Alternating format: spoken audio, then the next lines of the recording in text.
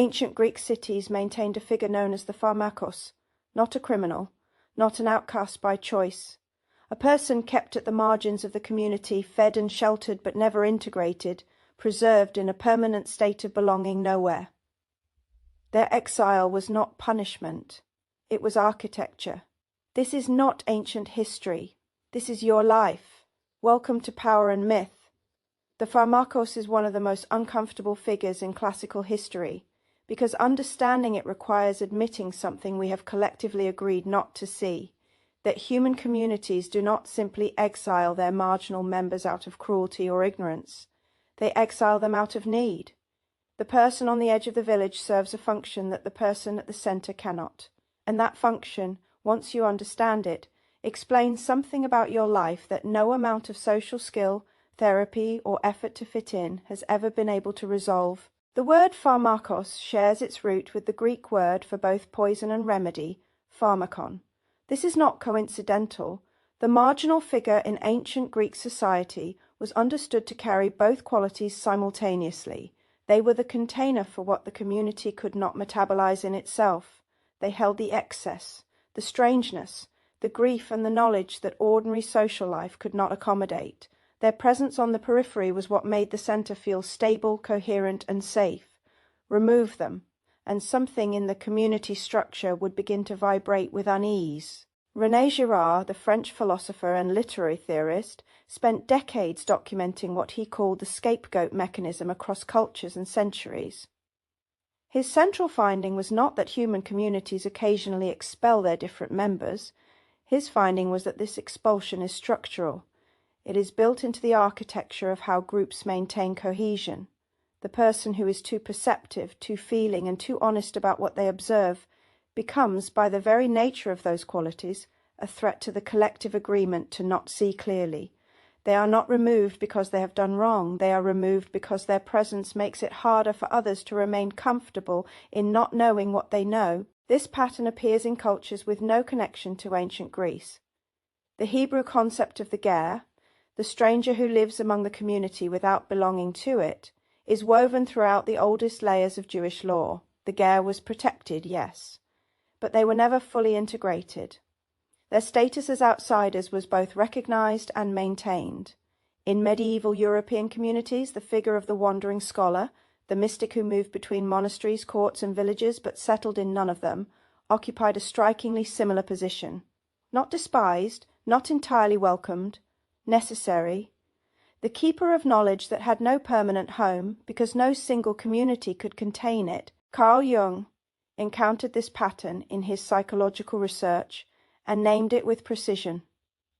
The individual with highly developed introverted intuition, the nigh-dominant type, the INFJ in contemporary typology, occupies a position at the edge of collective consciousness by the nature of their cognitive architecture. A nigh-dominant cognition operates by processing the unconscious patterns beneath surface events. It perceives connections between things that have not yet been visibly connected. It reads the weather system before the storm arrives. This is not a gift in the way that a pleasant voice or an aptitude for mathematics is a gift. It is a structural orientation toward reality that places the perceiver permanently, slightly, outside the shared consensus about what is happening. Jung understood that the individual who carries this kind of perception is not simply different. They occupy a specific position within the collective. They are, in his framework, closest to the boundary between conscious and unconscious life. They live at the threshold. And threshold people do not belong fully to either side. That is not their failure. That is their function. You recognize this. You have recognized it your entire life, even when you lacked the language for it. The rooms where you were present but not quite there, the conversations where you could see exactly where they were heading before anyone else did, and could say nothing because the information was not yet visible to those around you, the friendships that were warm and real but never quite all the way in, the persistent low-level sense that you are watching from a slightly different angle than everyone else. This is the exile. Not as metaphor, as structure. What you have been experiencing is not social failure. It is not introversion that needs to be managed, or sensitivity that needs to be shielded, or a communication style that needs to be adjusted. It is a structural position within the collective. You were not placed at the edge of the village because something went wrong. You were placed there because introverted intuition operating at full capacity cannot live at the center. The center runs on consensus. Near-dominant cognition runs on what lies beneath consensus. These are not compatible positions to inhabit simultaneously. This is what the Jungian framework reveals specifically about the Sigma INFJ, the Sigma quality, the independence from social hierarchy, the inability to locate oneself comfortably within the established ranks, is not a personality quirk. It is the archetypal mark of the figure who belongs to no single group, because any single group's reality does not bound their perception. The Sigma INFJ Exile does not stand outside the village out of arrogance or avoidance. They stand outside it because standing inside would require them to stop seeing what they see. And that is a trade they have never been willing to make, even when they did not understand why. The shadow of the exile is the temptation to pathologize the exile itself. When loneliness has been your companion long enough, you begin to suspect that you are the cause of it. That if you were more likable, more available, less intense, less perceptive, less yourself, you would finally be let in. This is the wound that sits at the center of the exile archetype, and it is worth naming clearly. The door you have been trying to open does not lead anywhere you actually need to go. The village is not withholding something from you. The village simply cannot hold what you carry. That is the structural truth beneath the personal grief. What the ancient Pharmakos knew, and what the wandering scholars knew, and what Girard documented across centuries of human social life, is that the person at the periphery is not diminished by their position. They are sharpened by it. The view from the edge is different from the view from the center. It is wider. It takes in more. The person who has never quite belonged has never had the luxury of stopping their observation. They have always had to watch, to read the room because they were never automatically safe within it, to understand group dynamics from the outside because that is the only vantage point available. This is not compensation. This is what the exile's position produces, a form of perception that is only possible when you are not fully embedded in what you are perceiving. Jung's concept of the collective unconscious is precise here. Shared psychological structures run beneath individual and group consciousness, patterns so old they predate any single civilization. The exile is one of those patterns.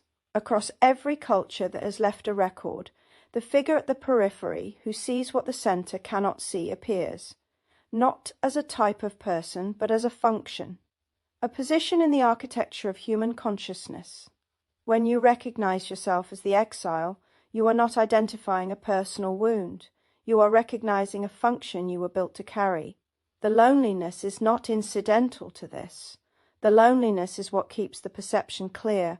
You cannot see the consensus clearly from inside it. What does it mean to carry this understanding forward? Not as consolation, but as orientation. Because there is a difference between the exile who does not know what they are and the exile who does. The one who does not know spends their life trying to find the door back in, adjusting themselves, wondering what they are missing, treating their periphery as a problem to be solved. The one who knows understands that the edge is not a waiting room, it is a position. And positions, unlike circumstances, can be inhabited with intention. This does not mean the loneliness dissolves. The structural nature of the exile means the longing for belonging does not disappear. It is part of the archetype, woven into it as deeply as the perception is. What changes is the relationship to that longing. The exile who knows their lineage can grieve what the position costs, without concluding that the position itself is wrong. They can feel the ache of the threshold without losing their footing on it. The grief and the function are not opposites. They are the same inheritance. The Sigma INFJ exile has always existed. Before the typology that named them, before the psychology that mapped them, before the internet that allowed them to find one another. They were in the ancient cities, held at the margins and consulted in times of crisis. They were among the wandering scholars who carried the knowledge between communities that could not hold it themselves. They were in every room where one person saw clearly what others had agreed not to see. You are not the first to stand here, you will not be the last. But you are here now, and that is not nothing. If this video shifted something in how you understand your own position, tell me in the comments. What landed? When did you first understand that your exile was structural rather than personal? Subscribe to Power and Myth, where we keep tracing these patterns together. You are not alone on the edge. You are part of a very old tradition.